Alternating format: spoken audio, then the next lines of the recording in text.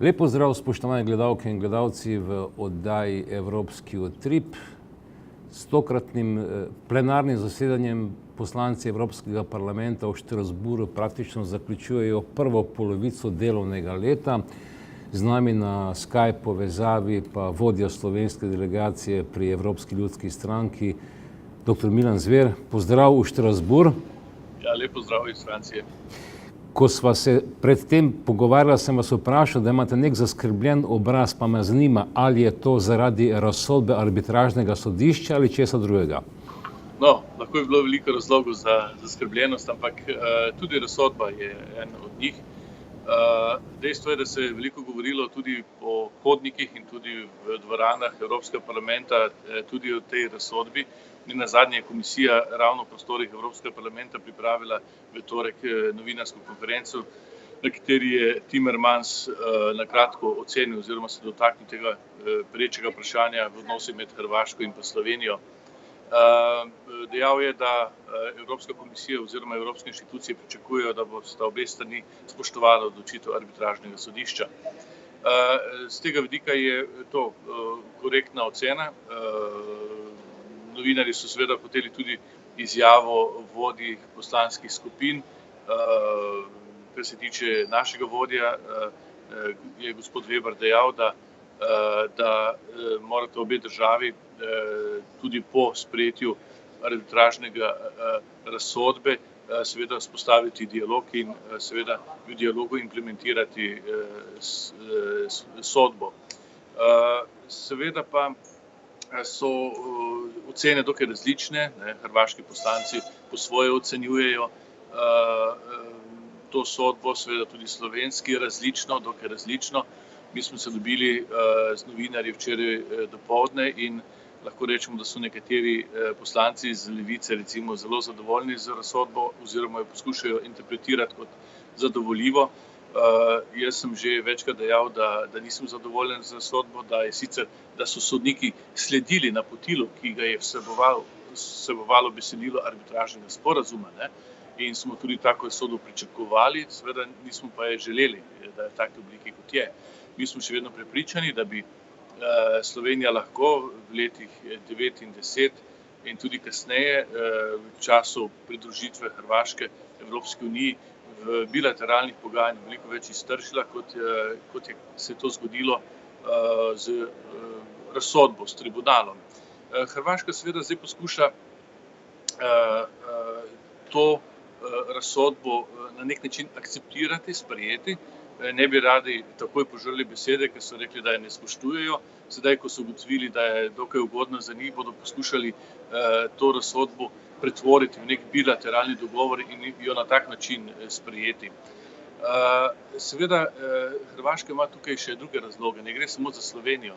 Hrvaška ima odprta mejna vprašanja še z drugimi sosedami in seveda zlasti s tistimi, ki so v procesu integracije Evropske unije. In Hrvaška bi, kolikor bi z bilateralo odločala, reševala mejna vprašanja, bi seveda lahko iztržila veliko več, izplenila veliko več, zato ker je njena pozicija močnejša, pozicija recimo Črne Gore ali pa Srbije v procesu pridruževanja pa seveda ranljiva. Zaradi tega Hrvaška ne želi, da postanejo razsodbe tega tribunala, torej mednarodna sodišča, pot še pri njenih nadaljnjih reševanjih obmejnih sporov. Torej, Hrvaška želi na bilateralni ravni doseči bistveno več, kot bi dobila z arbitražnimi razsodbami. Zanima me seveda potem takem črta, ki je postavilo arbitražno sodišče, mejna črta, pravzaprav še ni dokončna. Lahko se v bilateralnem dialogu še marsikaj spremeni. No, Slovenija bo zagotovo morala vztrajati, da je to kar stalna črta, stalna meja. Sodišče je pač odločilo tako, kot je. Mi bi si seveda želeli, da dobimo cel Piranski zaliv, nenazadnje smo ga nekoč imeli in je bil pod slovensko jurisdikcijo, mi smo kontrolirali celoten Piranski zaliv, vendar se sodišče odločilo drugače, tako da mi je dalo večji del tega zaliva, ne pa vsega. Zdaj s tem bomo mogli živeti in tudi Hrvaška bo slej ko prej morala živeti s tem. v prihodnosti jaz vidim edino možnost, da se države dogovorita strpno, normalno sesedeta za mizo in mislim, da nekih večjih napetosti ne bi smeli pričakovati. Nenazadnje sta obe članici Evropske unije, nenazadnje sta obe članici NATO zavezništva, obe imate določene odgovornosti, ne samo pravice in morate se v skladu s tem tudi obnašati. Najslabše bi bilo, da bi zdaj bili najglasnejši tisti, ki so hoteli vse, tako z ene ali z druge strani. Sosedski konflikti, to, kar se zdaj dogaja, konec koncev je kar nekaj incidentov, bilo tudi že po razsodbi arbitražnega sodišča. Sosedski konflikti tudi vplivajo konec koncev na politiko Evropske unije, kar se tiče namen Rusije. Zaradi konflikta z Ukrajino je Evropska komisija oziroma Evropski parlament verjetno še podaljšal sankcije zoper Rusijo. Tako je, tudi Evropski parlament bo potrdil odločitev sveta, da se sankcije proti Rusiji še podaljšajo.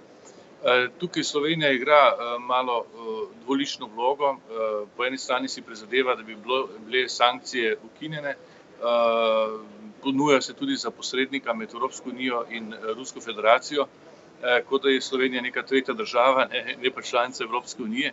Za nas bi morali biti interesi Evropske unije naši interesi, skupni interesi in Evropska unija bi morala do Rusije spostaviti enotno voljo, z enim glasom se z njo pogajati in reševati nastale dileme. Znano je, da je največji problem ravno aneksija, priključitev Krima Rusiji. To je nesprejemljivo v mednarodnih odnosih in normalno je, da so prišle sankcije iz Zahoda, ne samo za Evropsko unijo, ampak tudi druge države so se pridružile sankcijam. In nekateri se poskušajo govoriti, da so sankcije itak nimajo nobenega učinka, da so brez veze in da kar opustimo sankcije proti Rusiji in vzpostavimo normalne odnose. Seveda, če je že tako, da sankcije ne delujejo dovolj učinkovito, bi pa morali poostriti sankcije, ne? Tako da se lahko v prihodnosti pogovarjamo ravno v tej smeri, kolikor se Minsk ne bo spoštoval, dogovor iz Minska, bo mednarodna skupnost pač morala poostriti sankcije zoper Rusijo. Tako da veliko obmejnih vprašanj imamo v Evropi nerešenih, ne? Tudi na Balkanu jih je veliko. Balkan je vselej igral vlogo sodasmodnika, ne? In tudi sedaj v tej geostrateški konstelaciji, ko je recimo v Evropi vlada nek varnostni vakuum, ko Evropa ni dovolj obrambno in varnostno pripravljena, ko se na Balkanu tepejo različni interesi, tako ruskih, kot zahodnih, kot turških in tako naprej. Vse to spravlja razmere v naši bližini, torej so dokaj negotove, ne? In predvsem zaradi tega bi morala Slovenija veliko bolj verodostojno voditi svojo zunanjo politiko, pa seveda tudi notranjo. Konec tedna se bo v Hamburgu zgodil vrh G20, torej 20 najbolj razvitih držav sveta, znotraj tega seveda tudi prvo zgodovinsko srečanje Putin-Trump. Pa me zanima, kaj se dogaja zdaj, na primer. Po eni strani Evropska unija vztraja pri sankcijah zoper Rusijo, po drugi strani pa beremo lahko, da tudi evropski liderji niso preveč naklonjeni Trumpu. Kakšno bo potem to srečanje v Hamburgu Trump-Putin? Predvsem moramo gledati na to, kako se bo Evropa obnesla na tem srečanju, evropske države, naše članice G20 v Hamburgu. Tukaj je prevzelo zdaj štafetno palico estonsko predsedovanje.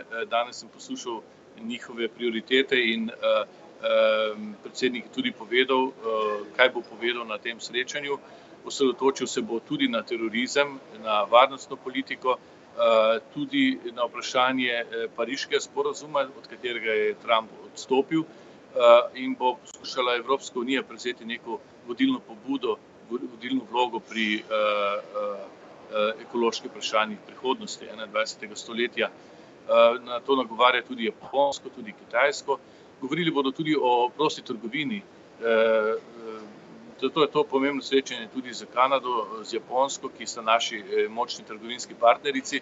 Nažalost, Amerika to ni postala, zaradi tega, ker so zavrnili TTIP, prostotrgovinski sporazum z Evropsko unijo. In še vrsto drugih vprašanj. Bo tudi migracijam se ne bodo mogli ogniti, niti reformi azilnega sistema v Evropski uniji.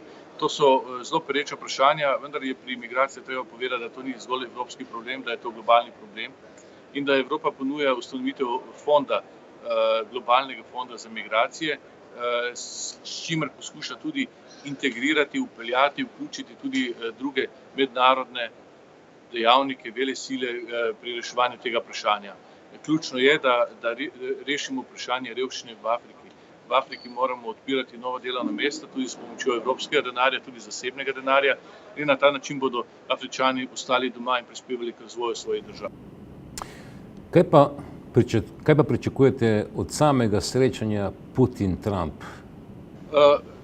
Zame je to srečanje, lahko rekel, drugorazredno. Bolj je pomembno, kako se bo odrezala Evropa oziroma članice Evropske unije pri reševanju nekaterih skupnih svetovnih problemov, ki jih imamo. In G20 bo odprl ključna vprašanja, zagotovo. Kar se tiče Putina in Trumpa, Putin nima ravno veliko odprtih vabil za obiske ali pa sodelovanje z članicami Evropske unije. Zadnje leta je res se srečal, ampak to le z 5, tako da nekega velikega navdušenja strani Evropske unije za izboljšanje ali revitalizacijo odnosov z Rusijo ta hip ni.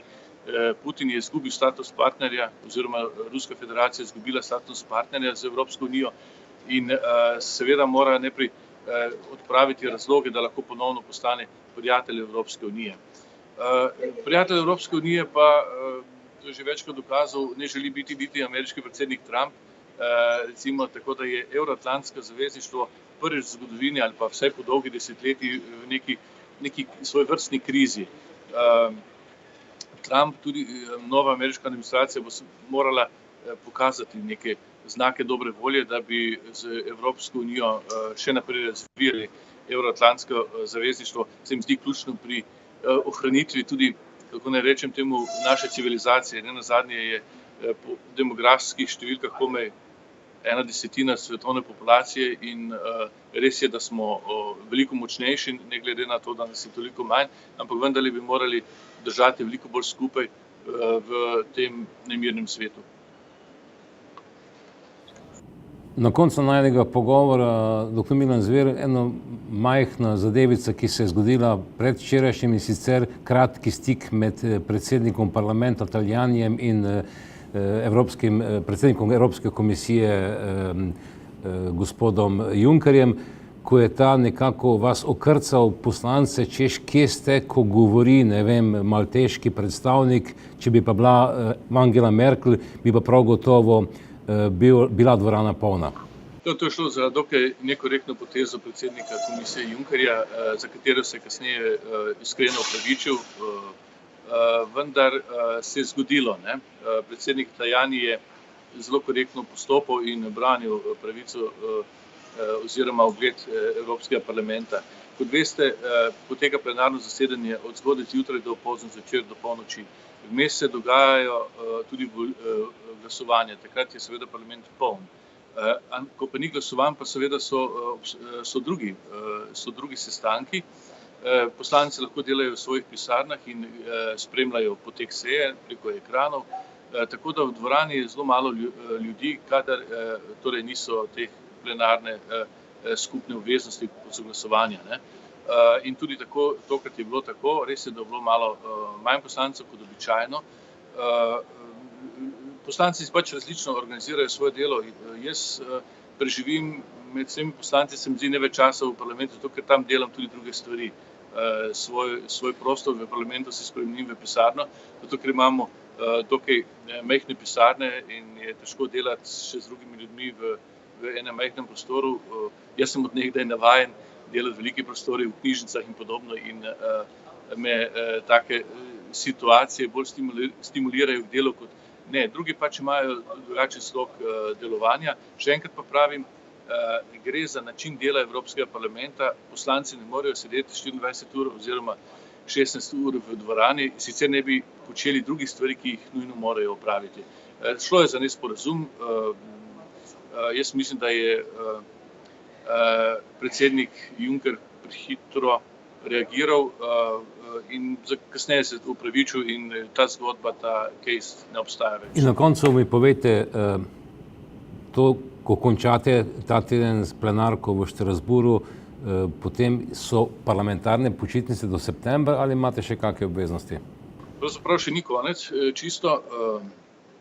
Plenarno zasedanje je tokrat zadnje v tem obdobju, začnemo v jeseni, vendar še v Bruslju nas čakajo drugi teden določena opravila.